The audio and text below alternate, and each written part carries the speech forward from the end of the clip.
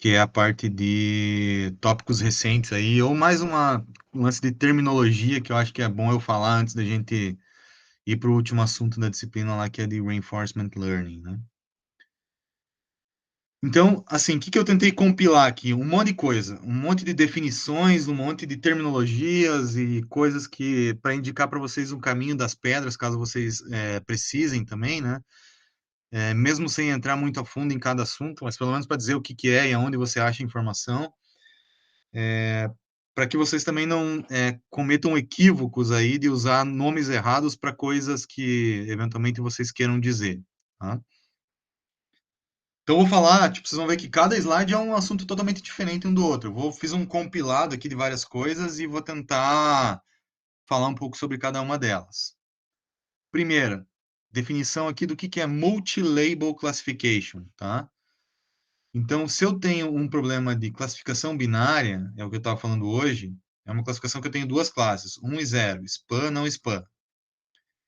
Multiclasse é quando eu tenho várias classes possíveis, mas só uma delas é que está presente naquele momento. Ou a foto é de um cachorro, ou é de um gato, ou é um cavalo, e assim sucessivamente. Tá? Multi-label classification é quando eu tenho um evento, uma imagem, por exemplo, e eu tenho duas classes simultaneamente presentes naquele, naquele dado. Então, eu tenho mais do que um ativo aqui ao mesmo tempo. Isso aqui se dá o nome de multi-label, tá? Que é diferente de multi-class.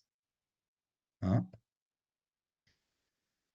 Isso mexe um monte na formulação. Então, existe, por exemplo, SVM para multilabel, Random Forest para multilabel. Existe, sei lá, qualquer classificador aí, né? A sua versão multilabel. Então, eu deixei aqui alguns KNN multilabel. Deixei alguns exemplos aqui, ó. Se vocês quiserem dar uma olhada, como que fica a adaptação desses algoritmos para o caso multilabel, tem algumas dessas referências aqui para vocês avaliarem. Não vou abrir porque cada um tem uma formulação diferente. Outra coisa é que as métricas mudam significativamente. Então, tem o F1 lá, micro, F1 macro, que muda bastante aqui se você está falando de multilabel, então também tem que tomar cuidado com isso, tá? Métricas mudam para o contexto multilabel. Outro detalhe que aqui a gente vem trabalhando quando eu tenho mais do que duas classes aqui, né?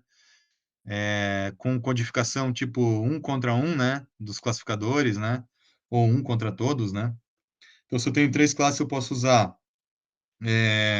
verde contra amarelo, amarelo contra o roxo, roxo contra o verde. Ou, perdão, se for um contra todos, é verde contra todo mundo, amarelo contra todo mundo, roxo contra todo mundo. Se for pares aqui, né? Aí é esse que eu falei anteriormente. Esse com esse, esse com esse, esse com esse. Né? Aqui está colocando o número de classificadores que gera nesse caso, que é bem maior e tal. Beleza. O problema desses caras aqui é que às vezes eles geram espaços vazios e que necessitam de um pós-processamento, né, para você lidar com essas situações. Então existe também uma frente chamada a sigla, né? Vou usar a sigla aqui, ECOC, que é bem comum, que é ao invés de você usar esse tipo de codificação aqui, né, um contra todos ou pares, né, você inventa uma codificação para cada classe que você quer e você treina o teu classificador com uma codificação diferente. Então, você treina um classificador aqui, às vezes classificadores binários, aí tem várias abordagens, tá? Mas quando vocês virem essa terminologia ECOC, isso aqui significa que você está trabalhando com um problema de multiclass, né? E que você não está usando nem esse e nem esse, que são os mais usuais, tá? É um outro tipo de codificação, e existem muitas, muitas, muitas, muitas formas de fazer isso. Até nem vou discutir elas aqui, só vou deixar esse paper aqui, que é o paper clássico nesse assunto aí. Se caso vocês se depararem e precisarem desenrolar, entender isso aqui, esse é o passo inicial. Esse é o primeiro paper que você precisa dar uma olhada. Tá? Então, ele muda outro esquema de codificação aqui, aí tem uma série de implicações também práticas nesse tipo de assunto. Outro tópico, ó, é um slide e um assunto diferente, tá? Então, qualquer dúvida, vamos interrompendo aí. Aprendizado semi-supervisionado. Eu tenho visto muita gente falando isso de forma completamente equivocada. Eu vou apresentar a definição, que é algo que o consenso da comunidade de machine learning usa, tá? Então, o que que é isso aqui? Que também tem esses sinônimos, né? Transductive learning ou inductive learning, né? O cenário é o seguinte: eu tenho uma pequena quantidade de dados rotulados e uma enorme quantidade de dados não rotulados, tá? Então, ao invés de você simplesmente descartar os dados não rotulados, você usa eles no processo de treinamento. Como? Vamos supor que eu tenho esse cenário aqui, ó, onde eu só tenho esse cara e esse cara aqui que estão rotulados. Todo o resto dessa galera aqui não está rotulado, tá?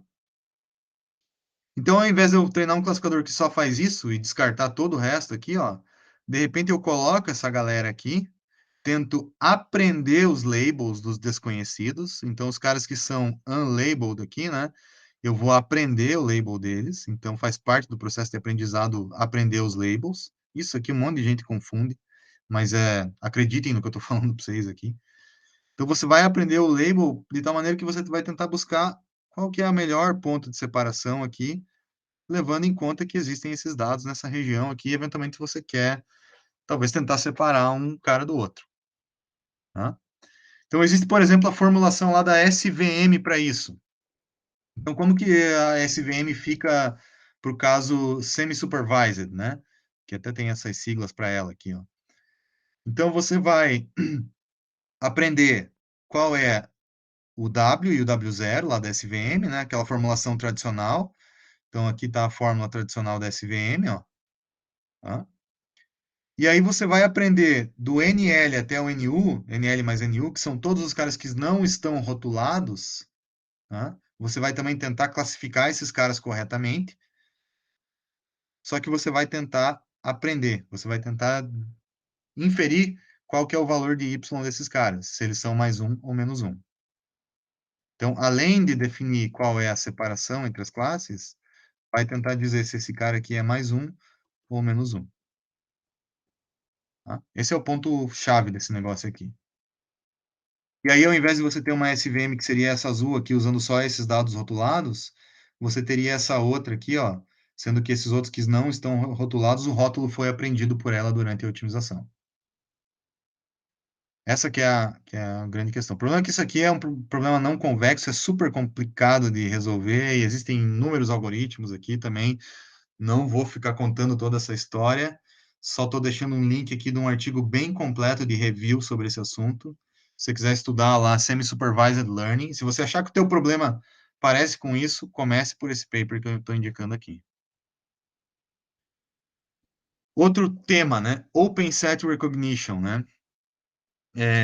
O que é o Open Set, né? Então, o Open Set, ele é o seguinte caso. Quando eu tenho um problema multiclass, eu tento separar uma classe em relação às demais. Só que quando eu faço isso, eu deixo todo esse espaço enorme aqui, ó, vazio, que eu não sei se aquela classe está ocupando aquele espaço. E eventualmente pode começar a vir novos exemplos, por exemplo, de uma nova classe, né? Identificação de faces é bem comum isso, né? Que comece a ocupar esse espaço aqui. E aí eu precisaria colocar uma superfície de separação lá. Então, o Open Set Recognition, o que que ele faz? Em vez de ele colocar um separador entre as classes, ele coloca uma envoltória nas classes. Então, essa é uma classe, essa é outra. Tudo que cai fora aqui é como se fosse um problema de anomaly detection lá, né? Tudo que cai fora aqui não é nenhuma das classes conhecidas, é desconhecido, né? E aí eu deixo aquele espaço ali, né? Livre, digamos assim, para que novas classes venham a ocupar esses espaços. Esse é o problema de Open Set Recognition. Tá? Então, se você lê esse termo aí, é isso que ele significa. O paper clássico dele está aqui. Tá? É, avançando um pouquinho em Open Set Recognition, tem um negócio chamado Incremental Learning, né? Então, beleza, eu sei que eu tenho novas classes que podem surgir, então como que eu incluo essas novas classes? Então, existem métodos que fazem isso, né? Você treina um modelo com um número de classes, vem novas classes, você retreina o modelo, né? Ou tenta treinar ele o menos possível, né? Não esquecendo o que você já tinha aprendido. Então, dentro do Incremental Learning tem um negócio chamado esquecimento catastrófico, né? Que é o pior problema que tem nesse contexto aqui, que é você aprender muito bem as novas classes e esquecer o que você já sabia. Então, todos os métodos eles tentam fugir desse problema aqui, né, de incremental learning, né? Para à medida que você for incorporando novas classes, você não precisar retreinar tudo, né, fazer todo o teu processo de estimativa do modelo, incorporar as novas classes, mas também não esquecer o resto, tá? Deixei aqui uma dica, ó, um survey da área aqui, ó, bem completo, que tem vários métodos, toda a história de incremental learning ali, né, ao longo de todos os últimos anos. Se eu combinar Open Set Recognition com Incremental Learning, eu chego numa coisa chamada Open World Recognition, tá? Então, o que que você faz aqui? Você faz o Open Set, vê o que que você não conhece. Aquilo que você não conhece, você rotula, né? Ou alguém rotula, né? Às vezes até um aprendizado semi-supervisionado, ou até um clustering aqui, né? E aí você faz um Incremental Learning para atualizar o teu modelo com as novas classes, né? Então, quando você mistura Incremental Learning com OpenSet, vira uma coisa chamada Open World Recognition, tá? Terminologia, tô só trazendo para vocês aí. Não sei se tá claro aí, se ficou alguma dúvida de tudo que eu falei até agora aí.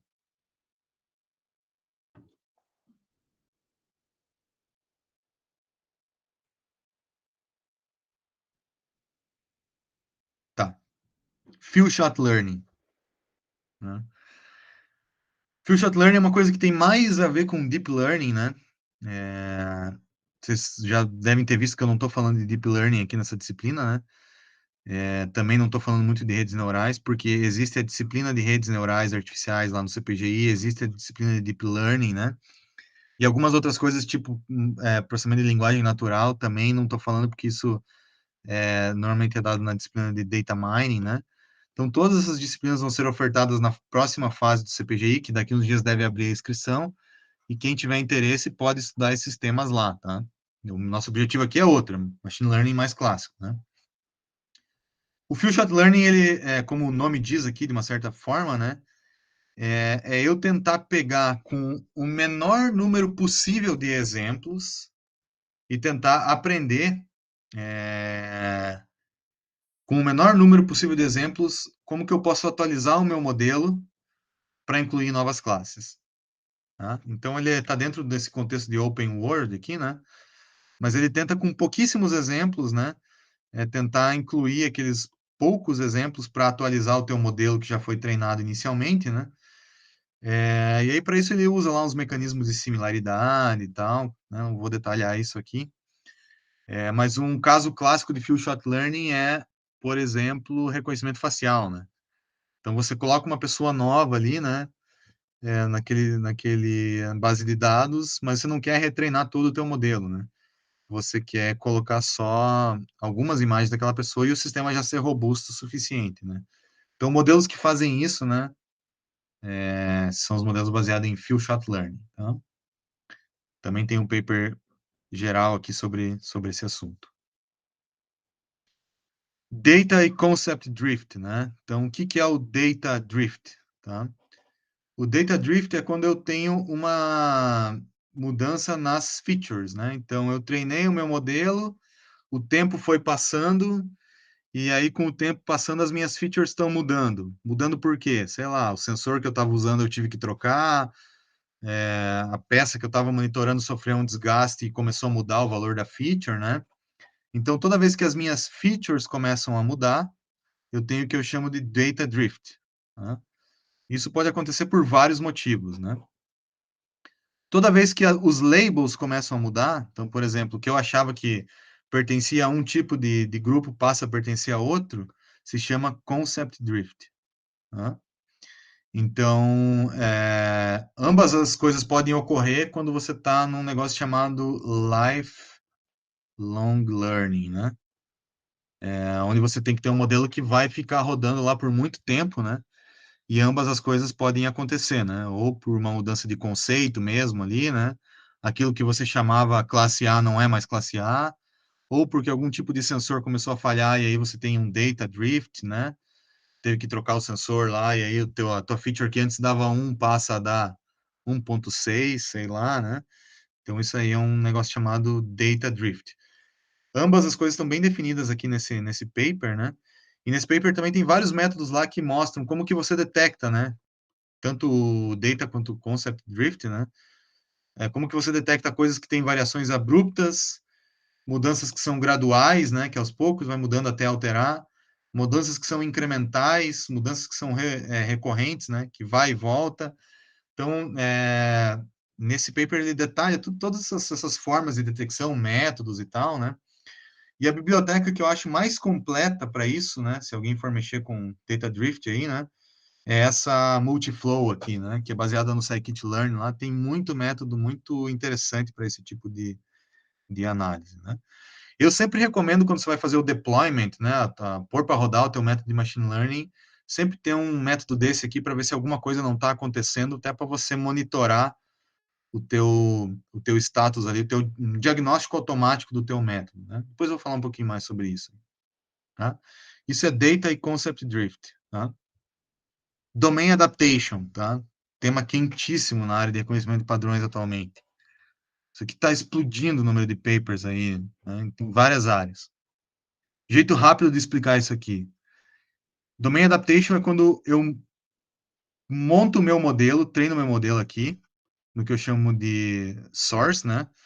Na origem ali dos meus dados, e onde eu coloco ele para rodar, que seria o target, tá? Então, por exemplo, treinei o meu modelo para imagens artificiais geradas por software e quero pôr para rodar no target, que são com imagens reais. Treinei o meu modelo usando ambiente de simulação e quero colocar para rodar nos dados reais. O que eu tenho que fazer para adaptar esse cara aqui para que eu colete o menor número de dados possíveis no target domain e ele funcione o melhor possível? Tá? Essa que é a ideia de domain adaptation. Tá? Tem um paper aqui que explica, né? Até uma das sub-áreas de domain adaptation, que é um negócio chamado transfer learning, né? Que é uma sub-área dessa história aqui, que, enfim, essa é a área mais geral do domain adaptation, tá? Vou pôr para, sei lá, criei o meu modelo para rodar numa fábrica que está virtualizada. E aí vou pôr para rodar na fábrica real.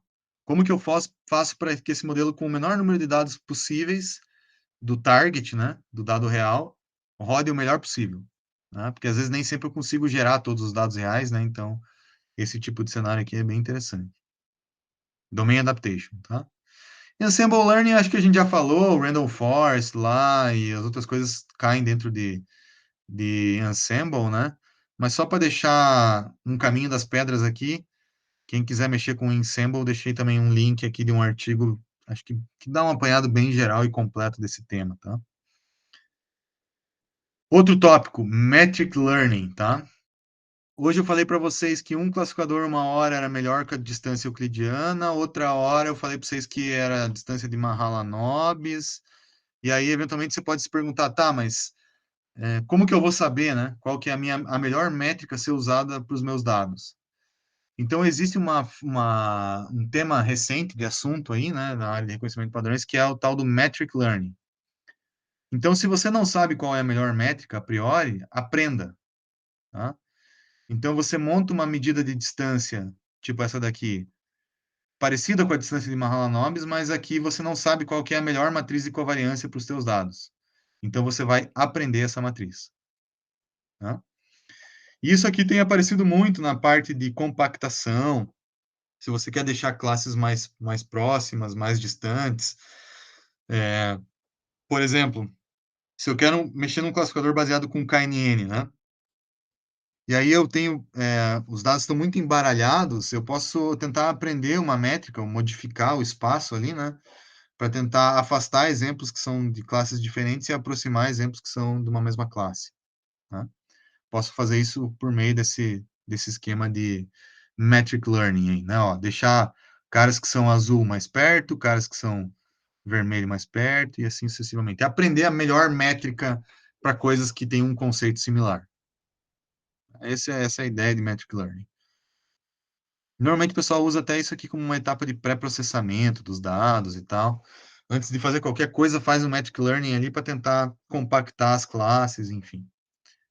Aqui tem um relatório completo, né, de vários métodos de Metric Learning e a história desse assunto aí ao longo do tempo, tá? Self-supervised learning, outro tópico bastante recente e bastante ativo aí na literatura. O que é self-supervised learning? Eu tenho o cenário supervised, onde eu coloco um dado em forma label. Eu tenho o cenário unsupervised, onde eu coloco o dado, mas eu não sei qual é o label, tento agrupar as coisas para inferir isso, né?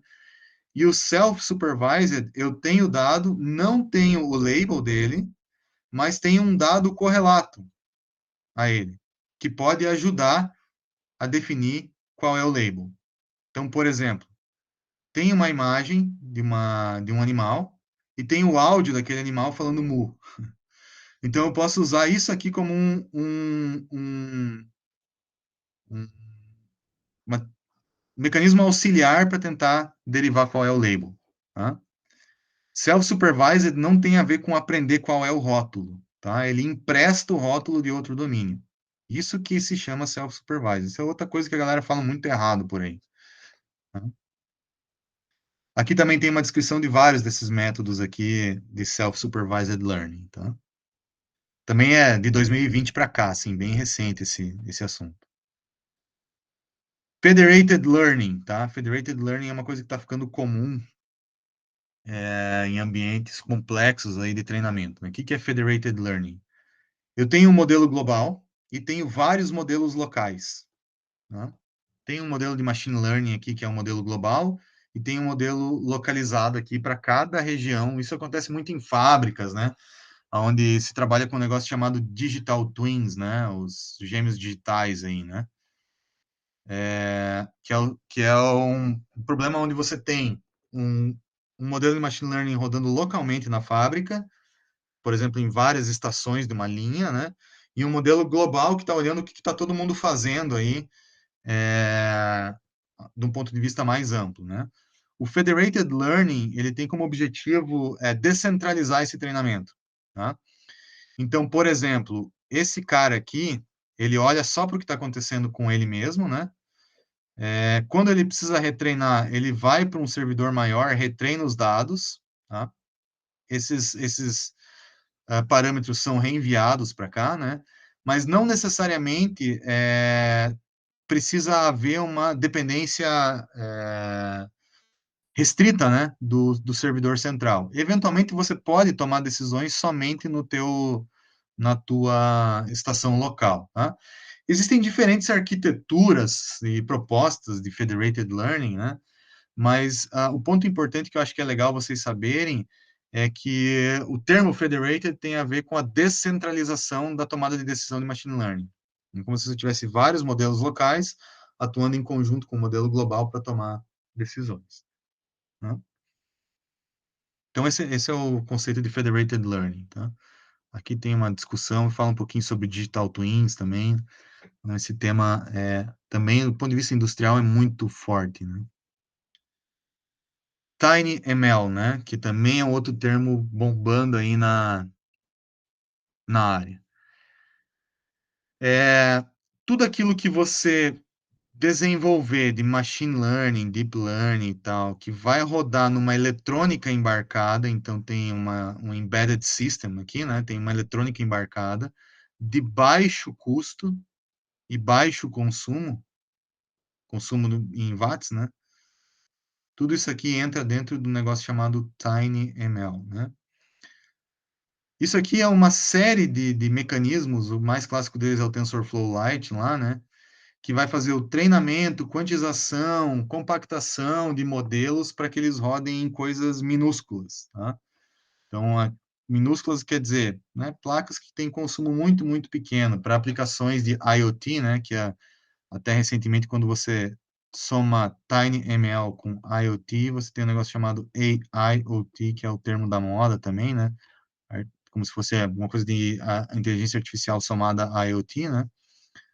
Então, é botar para rodar modelos super complexos em eletrônicas de baixo consumo e baixo custo, tá? Aqui também tem uma comparação de várias formas de você fazer isso, quais são as abordagens mais modernas que o pessoal tem usado, quais são os hardwares mais comuns para isso, né? Então, esse é o nome que se dá a esse assunto, tá? Para quem é da eletrônica e tiver interesse, tem bastante coisa para estudar aqui. AutoML também, que o Google está quebrando nossas pernas aí com esse negócio. Então, no Machine Learning Workflow tradicional, a gente meio que faz isso, né? Coleta dado, tenta explorar, tenta preparar, faz uma análise de features, seleciona os modelos, treina, faz o tuning do hiperparâmetro e até chegar no melhor modelo lá, que é, né, o resultado, né, talvez o mais apropriado para você. Testa vários modelos e tal. O Google tem desenvolvido, tem trabalhado junto com várias outras empresas aqui nesse AutoML aqui, né? Que é você simplesmente não fazer nada disso daqui. Você joga os teus dados lá dentro dessa ferramenta e ela te gospe o que que ela acha que é o melhor que ela achou, né? Quem quiser checar, dar uma brincada, tá aqui o link, né? O do Google ainda eu acho que é o melhor aí de todos que tem. É bem impressionante aí o que dá para fazer com esse negócio. Claro que isso aqui é pago, né? Só você consegue testar aqui alguma coisa free, tá?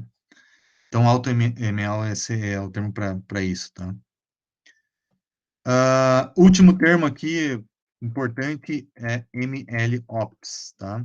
Então, existe, para quem é da área de software lá, eu nem estou muito ligado nisso, mas, enfim, é o tal do DevOps lá, né? Que tem a ver com o ciclo de vida, o ciclo de operação de um software, desde o desenvolvimento até, né, o uso e, enfim, o feedback de usuários e tal.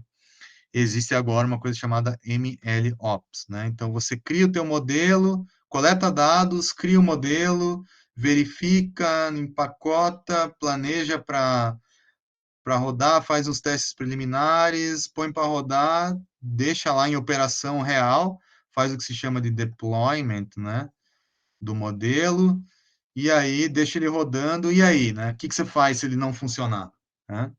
Então existe um ciclo aqui, né, que é o ciclo de monitoramento dos modelos, e esse monitoramento nem sempre é só monitorar a acurácia, porque às vezes você nem sabe quanto que ela está valendo, né? Você não tem condições de observar o desempenho do modelo, né? Mas aqui pode entrar coisas como drifts, né? Ou outros mecanismos de monitoramento de desempenho do modelo, para saber se não é hora de você voltar para esse ciclo aqui e eventualmente voltar até lá no início, que é recoletar dados e recomeçar, tá? Então, existe hoje em várias técnicas aqui, né, que você pode aplicar na hora que você faz o deployment do teu modelo. Colocou para rodar, e aí, o que que você faz? Bom, aí coloca uma série de mecanismos de monitoramento para saber se você não vai ter que voltar em alguma etapa desse ciclo, né? Então, esse paper aqui, ele fala um pouquinho sobre esses métodos de monitoramento, o que que você pode fazer, o que que é legal fazer, o que que você tem que tomar cuidado, então, do ponto de vista mais prático e de operação, né? E por último, o tema da moda também, Explainable AI, né? Que é fornecer mecanismos de explicação do porquê que um modelo funciona ou não funciona. Isso tem mais a ver lá com deep learning, né? Que muita gente não sabe direito como que as coisas funcionam, né? E aí usam-se várias tecnologias ali para tentar entender por que que o modelo está inferindo o que ele está inferindo, tá? Também existe alguma coisa para os métodos que a gente viu aqui, e eu coloquei nesse paper de review aqui, ali, né, para quem tem interesse, esse assunto aqui está bem forte, e aqui tem um bom caminho das pedras para quem quiser saber aí o que que o pessoal tem feito nessa área, tá? É, Bom, eu acho que esses aqui eram os pontos principais, é uma coisa mais rápida, meio jogo, né, rápido aqui, só para vocês terem uma ideia, né? Não sei se ficou alguma dúvida, gente, de tudo isso que eu falei aí. Eu vou só já parar a gravação para deixar esse vídeo salvo lá.